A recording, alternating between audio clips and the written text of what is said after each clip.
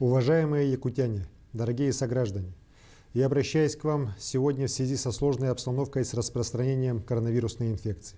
Прежде всего речь про Якутск, но это касается и других районов, где тоже зафиксированы случаи заболевания. Президент нашей страны Владимир Владимирович Путин принял решение продлить режим повышенной готовности в стране до 11 мая включительно. И эти дни будут для нас решающими. Мы либо удержим результаты, достигнутые дорогой ценой, либо, расслабившись на майские праздники, спровоцируем взрывной рост инфицированных. Каждый день я лично рассказываю вам о ситуации с коронавирусной инфекцией. В круглосуточном режиме работают и дают информацию члены оперативного штаба. Практически все новости на телевидении, в социальных сетях и интернет-СМИ посвящены пандемии. Но, к сожалению, я вижу, что этого недостаточно. Несмотря на все призывы, ограничения и штрафы, на улице выходит все-таки очень много людей. Друзья, вы очень сильно недооцениваете опасность. Вы рискуете жизнями реальных людей, ваших родных, соседей, друзей. Обстановка усложняется ежедневно. И если раньше для нас событием был каждый новый больной, то теперь ежедневно мы выявляем десятки зараженных. Коронавирус уже унес жизни 3 человек.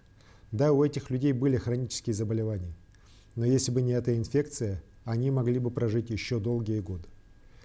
Я знаю, вы думаете, что вас это не коснется. Вы устали после долгой зимы, вам кажется, что нет ничего страшного в том, чтобы выйти в магазин или сходить в гости. Вы отпускаете детей гулять и кататься на велосипедах. Но каждый раз, когда вы выходите из дома, вы будто ступаете на очень хрупкий тонкий лед и ведете за собой свою семью, коллег, знакомых, которые в любой момент рискуют уйти под воду вместе с вами. Более 70% инфицированных коронавирусом сегодня болеют бессимптомно. Более того, тесты выявляют болезнь только на 5-й и 6-й день. Возможно, что вы уже сами носитель инфекции. Посчитайте, сколько человек попало в круг ваших контактов за последние 5 дней. Готовы простить себе, если кто-то из них не переживет эту инфекцию. Дела, ради которых вы вышли из дома, действительно ли стоили того? При выявлении болезни Роспотребнадзор сегодня проверяет все контакты. Иной раз их число доходит за 100 у одного человека. Гуляет по городу не только молодежь, но и пенсионеры. На День Республики многие выехали на шашлыки большими компаниями. Подумайте, что вам дороже – шашлыки или здоровье и жизнь? Мне поступает множество вопросов. Будут ли парады 1 и 9 мая, будет ли цех и выпускные, будет ли охота. Никакие массовые мероприятия в мае, конечно, не состоятся. И если в начале мая люди продолжат также спокойно выходить на улицы, боюсь, что нормальной жизни не будет у нас и в июне. Оставайтесь дома, если не хотите провести последний месяц весны в обсерватории или в больнице. А если вынуждены выйти, соблюдайте масочный режим. Маски уже есть в продаже, их шьют предприниматели, можно в конце концов сшить и самостоятельно. Режим самоизоляции – единственное, что может остановить распространение этой болезни.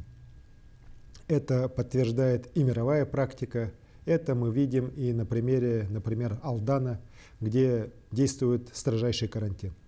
Если ситуация не изменится, мы будем вынуждены ужесточить режим и в других городах и районах. Особенно сложная обстановка сейчас в Якутске. Почти все последние случаи – это внутреннее заражение по семейным или рабочим контактам. Есть случаи, когда источник не установлен.